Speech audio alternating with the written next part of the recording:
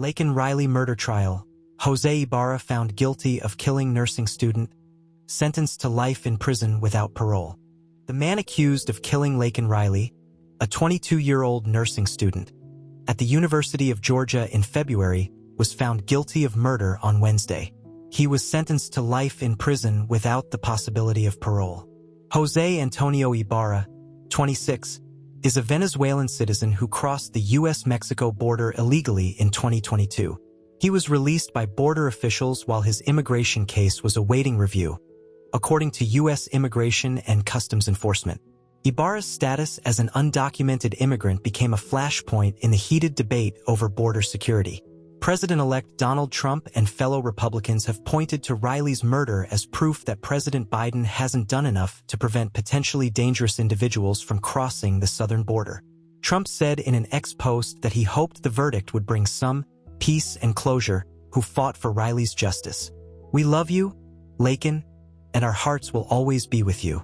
It is time to secure our border and remove these criminals and thugs from our country, so nothing like this can happen again," Trump said.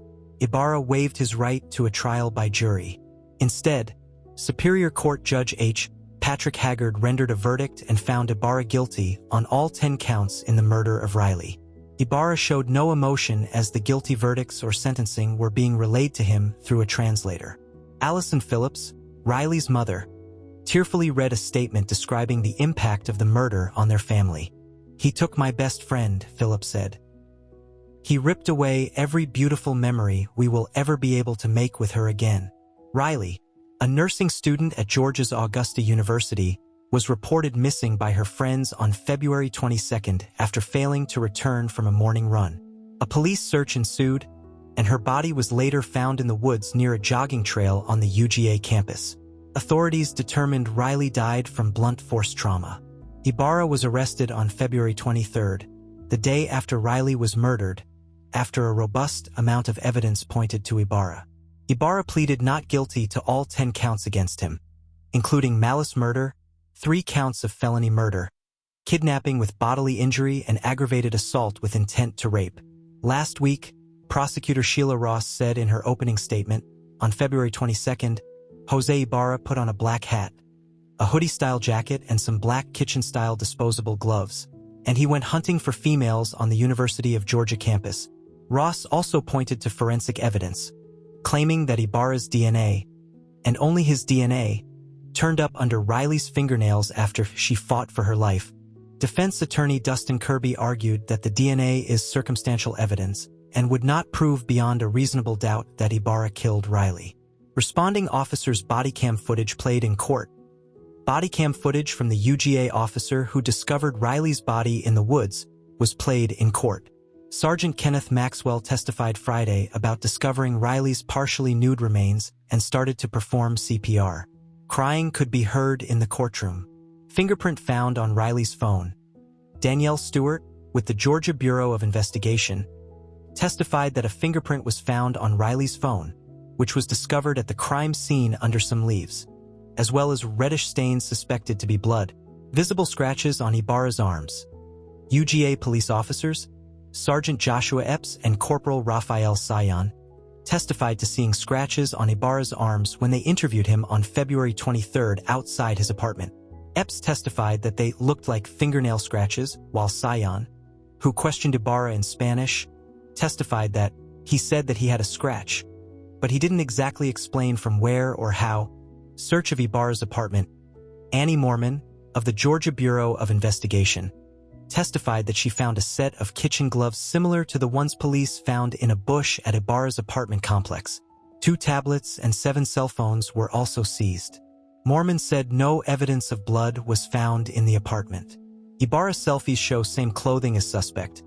FBI Special Agent Jamie Hipkiss testified that selfie photos found on Ibarra's cell phone taken the day of Riley's killing show him wearing clothing that was consistent with that of the suspect, who was seen on video footage throwing out a black hat and navy blue jacket into a dumpster. Prosecutors said investigators recovered the jacket, which had Jose Ibarra and Riley's DNA. Riley's smartwatch data reveals her final moments. UGA police officer and digital forensics expert Wesley Durkett extracted data from Riley's Garmin running watch and cell phone. He testified that her moving speed abruptly slowed down at 9:10 a.m. on February 22nd. Durkett testified that her heart rate dropped to 0 beats per minute at 9:28 a.m. Riley's final moments revealed. Footage from a campus safety camera shot on the morning of Riley's death was played in court. It showed a man wearing dark clothing and a hood lurking around an apartment complex near the trail where Riley was killed, shortly before 7 a.m. The video later showed Riley running on the trail shortly after 9 a.m., about half an hour before she was killed. Riley's final text message. UGA Police Sergeant Sophie Rabaud recounted the final messages and calls Riley sent and received on February 22, 2024. Those established the following timeline. 8:55 a.m. Riley texted her mom, "Good morning," adding, "About to go for a run if you're free to talk." 9:03 a.m. Riley called her mother, but she didn't answer. 9:11 a.m. Riley placed a 911 call. 911 called Riley back twice in the following minutes. 9:24 a.m. to 12:07 p.m. Riley's mom tried to call and text her daughter several times, with no answer. 12:38 p.m. Police found Riley's body in a wooded area near the trail. Cause of Riley's death. Dr. Michelle DeMarco, an associate medical examiner with the Georgia Bureau of Investigation, testified that Riley died from a combination of blunt force head trauma and asphyxia, and that the manner in which she died was a homicide. DeMarco also testified that there were no signs of sexual assault. DNA evidence. Forensic DNA expert Ashley Hinkle testified Tuesday that only 2 genetic profiles were found under Riley's fingernails, her own and a match for Ibarra's.